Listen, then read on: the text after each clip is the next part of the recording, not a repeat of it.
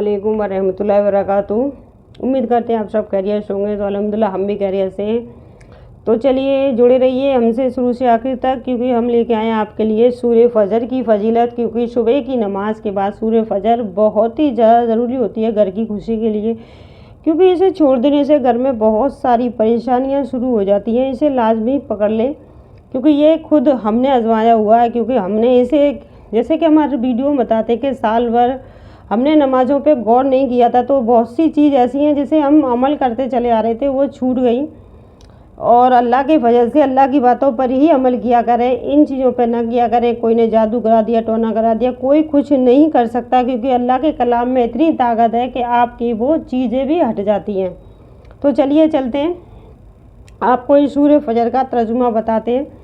सुबह की फजर की नमाज के बाद इसकी तिलावत किया करें। बिस्मिल्लाहिर्रहमानिर्रहीम। ये सूरत दुनिया भी आसानियों और आशीषों के लिए बहुत मौसर है।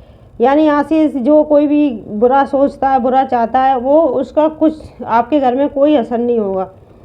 तो मौसर है। एक कौल के मुताबिक ये सूरत मुसलमानों के हौसला अफजाद के लिए नाजिल हुई थी। यानी जब मुसलमानों पे काफ़ी जुल्म करता था, तब जुल्म होता था मक्का मदीना में, तो उसके लिए ये नाजिल हुई थी। तो अफराद के लिए नाजिल हुई, और ये बात जहन नसीन कराई गई कि माल की फरादगी, जहन नसीन कराई गई कि माल की फरादगी यानी माल की फरादगी यानी कमी तंगी के लिए ये करार की गई थी। और माल की तकल्लत यानी माल की जो किल्लत हो रही थी उन पर, क्योंकि बहुत कमी पड़ रही थी। तो माल की किल्लत अल्लाह ताला की आजमाइश के लिए, और जब किसी पे माल की किल्लत आती है वो भी अल्लाह ताला की आजमाइश के लिए होती है। तो अल्लाह ताला की आजमाइश पर एक आधी यानी 1000 में से 99 यानी 1000 में से एक ही उतरता है अल्लाह ताला की आजमाइश में। सही 99 भटक जाते हैं। यानी अल्लाह ताला का बंदा एक ही होता है जो इस आजमाइश पे मुकम्मल उतरता है, क्योंकि अल्लाह का शुक्र अदा करता है हर चीज़ पर। लेकिन हम जैसे कमज़ोर नहीं कर पाते हैं। तो चलिए अल्लाह ताला हमको भी हिदायत दे इन चीज़ों पे शुक्र अदा करने की। जब भी कोई परेशानी आए तो अल्लाह का शुक्र अदा करते रहना चाहिए, क्योंकि अल्लाह ताला हमें आजमा कर देखता है। जब भी अल्लाह अपने बंदे से मोहब्बत करता है तो हमें आजमाइशों में डाल देता है। तो चलिए ये समझ लेना कि वो अल्लाह ताला का मंजूर नज़र है। ये मंजूर नज़र है या इफलास की ज़िंदगी बशर करने वाले के मुतालिक ये ख्याल करना कि वो खुदा की नज़रों से गिरा हुआ है। ऐसा ना सोचें कि खुदा की नज़रों से गिरा हुआ है इसलिए उस पर इतनी सारी तकलीफ़ें दे रहा है खुदा। हो सकता है अल्लाह ताला उसे आजमा कर देख रहा हो अपने बंदे को, कब तक ये मेरी इन मुसीबतों पर मेरा शुक्र अदा करेगा। तो किसी को बुरा नहीं कह सकते, किसी तरह भी दुरुस्त नहीं। ये दोनों चीज़ें इंसान की आजमाइश का ज़रिया है। ये दोनों चीज़ें इंसान की आजमाइश का ज़रिया है, जिनसे उसकी नेमतें पर शुक्र ये अदा किया और मज़ाइब में सब्र और दामन छोड़ा नहीं। यानी जिनने भी इन चीज़ों पर शुक्र अदा किया और अल्लाह का शुक्र अदा करना छोड़ा नहीं, यानी ये दामन छोड़ा नहीं, तो वो अल्लाह का बहुत ही प्यारा बंदा है। यानी वो दरबार खुदा बंदी में सर खरूर और कामयाब है। यानी अल्लाह के दरबार में वो बहुत ही कामयाब इंसान है, जिसने अल्लाह का दामन नहीं छोड़ा, अल्लाह का शुक्र अदा करना नहीं छोड़ा। ना ही किसी बाबा के पीछे, ना ही किसी चीज़ के पीछे नहीं भगा कि मेरे घर में किसी ने जादू करा दिया है, टोना करा दिया है, इसलिए मेरे घर में मुसीबत आ रही है। तो वो अल्लाह की राह से कभी भटका नहीं, क्योंकि अल्लाह ताला है जब मुझसे मोहब्बत करता है इसीलिए मुझे आजमा कर देख रहा है। एक रवायत में है कि जो शख्स सूरत फजर की ज़ील हज्जा के पहले 10 दिनों में पढ़ेगा, यानी जब हज का मौका आता है दिल हज्जा का, तो उसमें 10 दिनों में पढ़ेगा इसके मुताबिक उसके तमाम गुनाह माफ़ कर दिए जाएंगे। और अगर कोई शख्स इसे दिल हज्जा का पूरा माह पढ़ता रहे तो अल्लाह ताला इसे क़यामत के दिन ख़ास नूर अता फरमाएंगे।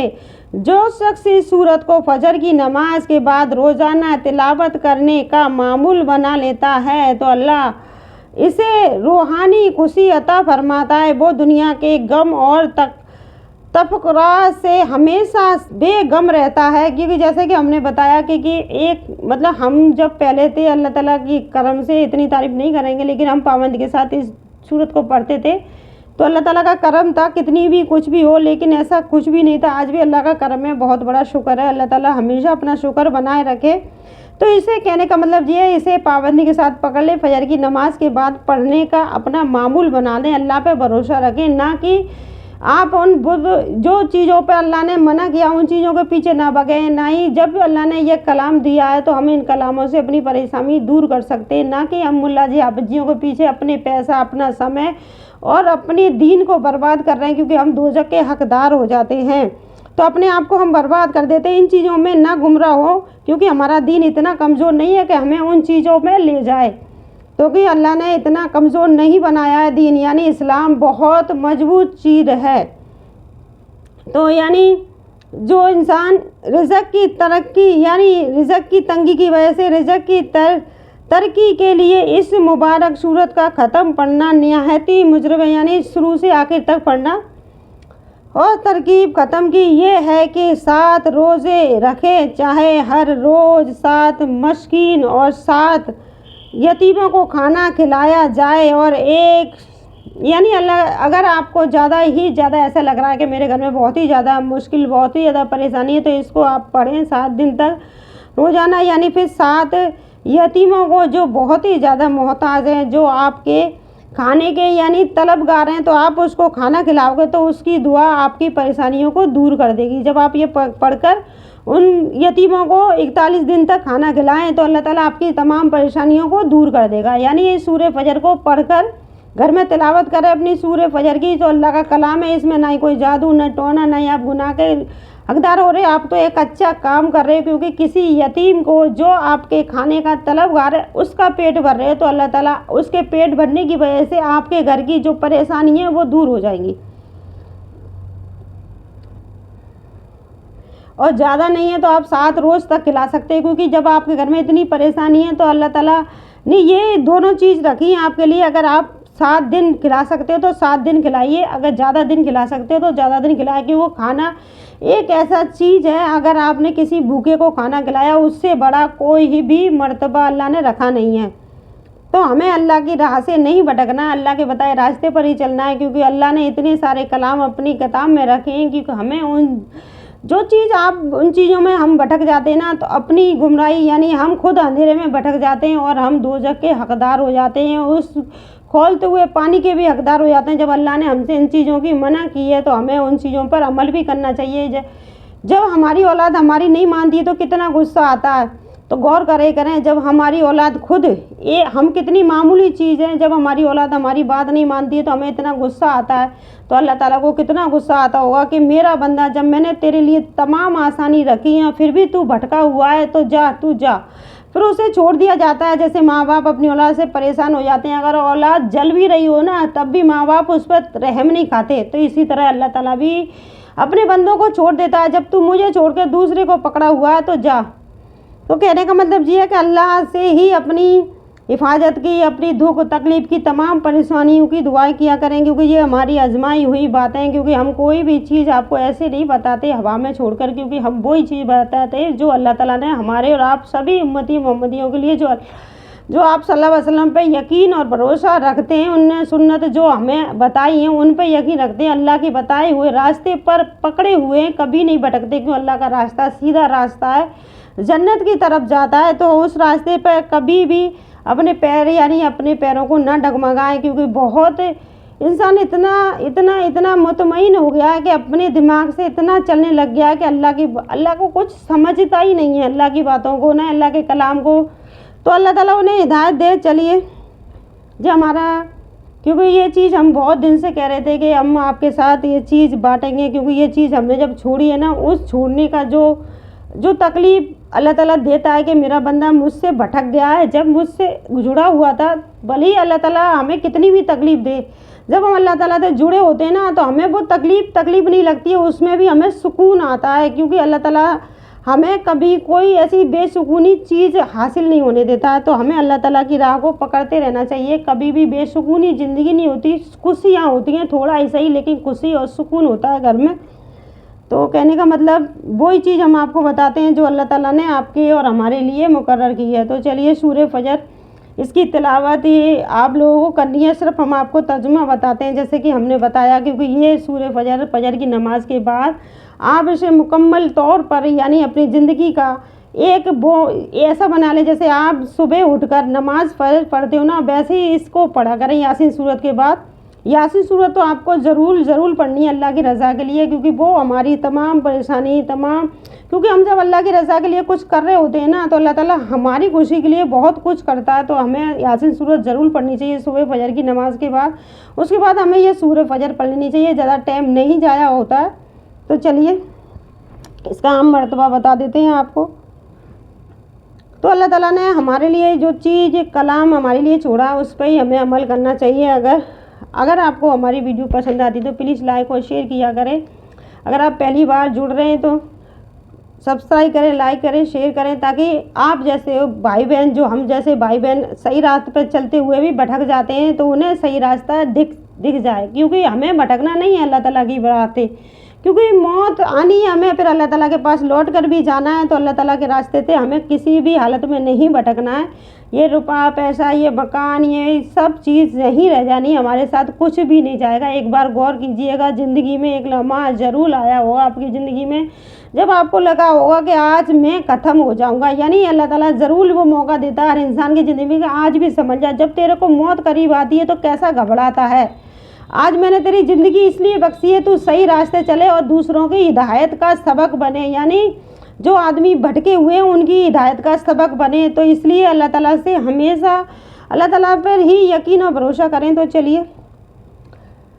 चलिए सूरह फजर की हम तर्जुमा बता देते हैं। उस सुबह की कसम और 10 रातों की, और यानी ये सुबह की कसम कही जा रही है इस सूरत में कि सुबह की कसम और 10 रातों की, और हफज और ताक की, यानी ताक रात है ना, जो ताक रात हट जाती है फिर सुबह उजाला होता है उसकी, और रात की जब चल दे, क्योंकि उसमें अक्लमंद के लिए कसम हुई, यानी उसमें अक्लमंद के लिए कसम हुई। क्या तुमने ना देखा तुम्हारे रब ने दुआ, यानी तुमने ना देखा तुम्हारे रब ने आद के साथ क्या किया था, तुमने नहीं देखा तुम्हारे रब ने आद के साथ क्या किया था, और अरम हद से ज़्यादा तौल वाले के इन जैसा शहरों में पैदा न हुआ, और शमुरों जिन्होंने वादी में पत्थर की चट्टानें गाड़ी, यानी जिन्होंने पत्थर की चट्टानें रास्तों में गाड़ी थी शमुरों, और फिरौन के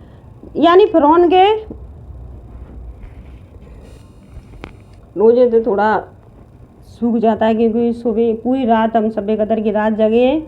उसके बाद हम फजर की नमाज के बाद सोचा कि एक आपके लिए ख़ास वीडियो लेके आएंगे। तो वो कई दिन से हम सोच रहे थे, तो आज बना रहे हैं, तो थोड़ा अलग सूख रहा है उसके लिए, क्योंकि कितना भी पढ़ा लिखा इंसान हो फिर भी अटक ही जाता है। तो उसके लिए, क्योंकि हम तो इतना जानते नहीं हैं, फिर भी उसके लिए हम अपनी सच्चाई बताते हैं, क्योंकि अल्लाह से नहीं छुपाते तो बंदों से क्या ही छुपाना। तो चलिए चलते हैं। फिरौन की जो मीना करता था, जिन्होंने शहरों में सर्किस के फिर उनमें बहुत फसाद किए, यानी जो फिरौन की सेना करता है, यानी जो शैतान की पूजा करता था, फिर उन्होंने शहरों में पत्थर पितली बिछाए, फिर वो फसाद फैलाए, लड़ाई झगड़े ऐसे जब जी होती हैं चीज़ें, कहीं फेंक दिया, कुछ फेंक दिया, लड़ाई झगड़े होते हैं, फैलाया, तो उन पर तुम्हारे रब ने अजाब का घोड़ा, यानी फिर उन लोगों को जिन्होंने ये पथरा फैलाए थे, ये लड़ाई झगड़े फैलाए थे, फिर उन पे अल्लाह ताला ने उन लोगों पर अजाब भेजा मारा। बेशक तुम्हारे रब की नज़र से कुछ गायब नहीं, लेकिन आदमी तो जब इसे उसका रब आजमाए के उसके जहाँ और नेमत दे, जब तो कहता है मेरे रब ने मुझे इज्जत दी, यानी जब ज़्यादा दौलत देता है और ज़्यादा शोहरत देता है तो कहता है कि मेरे रब ने मुझे बहुत इज्जत दी है। और अगर आजमाइश और उसका रिज़्क उस पर तंग कर दे तो कहता है मेरे रब ने मुझे ख्वाह किया। यूँ नहीं, बल्कि तुम यतीम की इज्जत नहीं करते, ये नहीं कहते कि तुमने यतीम की इज्जत नहीं की, इसलिए अल्लाह ताला ने तुम्हें ये सज़ा दी।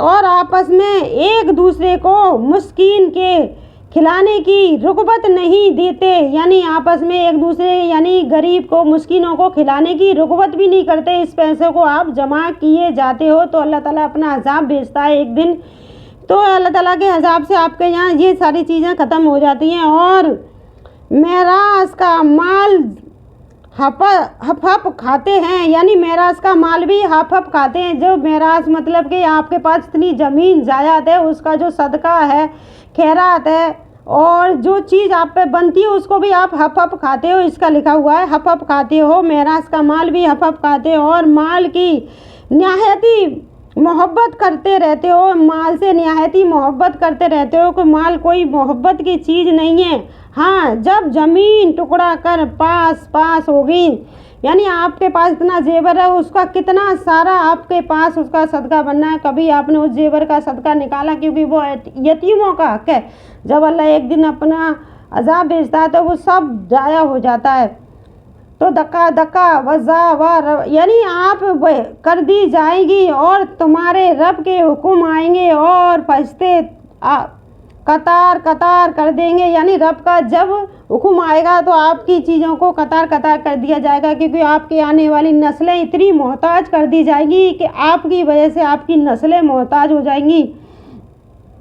और उस दिन जहन्नुम लाई जाए, यानी जहन्नम लाए जाएं, उस दिन आदमी सोचेगा और अब इसे सोचने का वक्त कहाँ। अब उस दिन आदमी सोचेगा जब उसे जहन्नुम लाया जाएगा कि तूने यतीमों की इज्जत नहीं की, यतीमों का माल तू हफ खाता रहा और फिर तेरी वजह से तेरी नस्लें, आने वाली नस्लें वो मुसीबत में हैं, क्योंकि तूने लोगों पे जुल्म किया। तेरा जुल्म तो तुझे मिल ही रही है सज़ा, लेकिन तेरी वजह से तेरी नस्लों को भी सज़ा भुगतनी पड़ती है। तो कहेगा हाय किस तरह मैंने जितने जी नेकी आगे भेजी होती तो इस, यानी मैंने हाय जीते जी कोई नेकी आगे भेजी होती तो उस दिन उसका सा अज़ाब कोई नहीं करता, यानी मेरे ऊपर ये अज़ाब नहीं होता। अगर मैंने जीते जी कोई नेकी अल्लाह के पास भेज दी होती तो मुझे ये अज़ाब नहीं होता और इसका सा बंदा कोई नहीं होता, यानी मुझ जैसा बंदा भी कोई नहीं होता। यानी मैं जब अल्लाह की राह पे चलता तो बेशक अल्लाह की राह पे चलने वाले जैसा बंदा कोई भी नहीं होता। बेशक आप भी उतना ही अच्छे होते हैं जितने अल्लाह ताला के चाहिए, अल्लाह ताला के करीब है, क्योंकि इंसान के लिए ये चीज़ें अल्लाह ताला ने इसलिए बनाई, किताब इसलिए भेजी क्योंकि मेरा बंदा इस पर गौर करे, ध्यान रखे और सुने, उन चीज़ों से बचे। इंसान सोचता है कि मैंने किसी को यतीम को खाना खिला दिया तो बहुत बड़ा काम किया। वो यतीम आपके ऊपर एहसान करके गया है कि वो आपकी मुसीबत को कम करके गया है, आपने उस पर एहसान नहीं किया, वो आप पर एहसान करके गया है। तो ये चीज़ हमेशा अपने ऊपर गौर किया करें। कोई किसी को खिलाने वाला नहीं है, खिलाने वाली अल्लाह की ज़ात है। अल्लाह चाहे किसी को भी खिला सकता है। अल्लाह ताला सिर्फ आपको आजमाइश में डालता है, जब माल देता है तो आजमाइश में डालता है। मेरा बंदा इस माल को कहाँ खर्च कर रहा है, किस तरह खर्च कर रहा है, कितना घमंड कर रहा है, कितना गरूर है, तो उसी तरह आपको तबाह भी कर देता है। अल्लाह जब देता है तो फिर लेता भी है।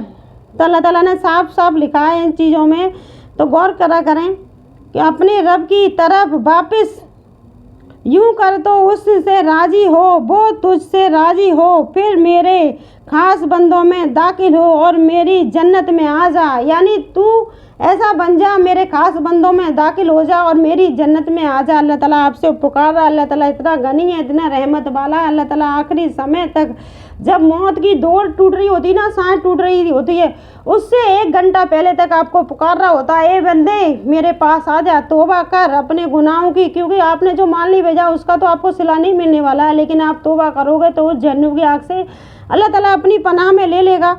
तो हम अल्लाह ताला उस आखिरी समय तक आपको पुकारता है, लेकिन अल्लाह ताला की पुकार आप तक नहीं पहुंच पाती है, क्योंकि आपके दिल काले स्याह हो जाते हैं। जब आप हराम का माल खा रहे होते हैं, बुरे काम कर रहे होते हैं, आपको कुछ दिखाई देता नहीं दिखाई देता।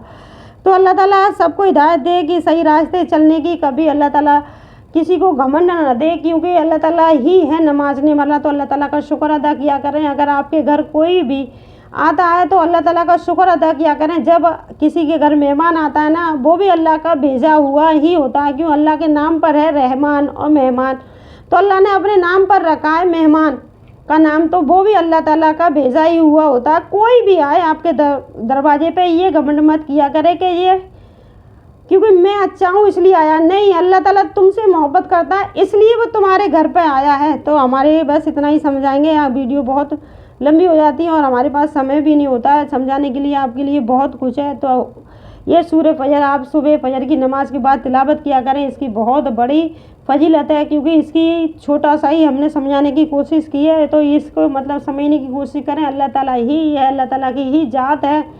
क्योंकि जब इंसान किसी को कर्जा देता है और फिर वो उसके दरवाजे पे बार बार जाता है ना, तो उस कर्जे का भी अल्लाह ताला ने कहा है कि उसके घर पर वो झंडा गाड़ दिया जाता है। न किसी इंसान को न किसी को नहीं दिखाई देता है वो झंडा, सिर्फ अल्लाह उस घर पर झंडा गाड़ देता है।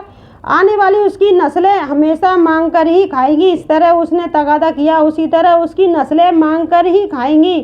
क्योंकि तुमने किसी को दिया है ना तो अल्लाह की रज़ा के लिए दिया है, तो अल्लाह की रज़ा के लिए सब्र भी करें, क्योंकि वो एक दिन आपके पास आएगा।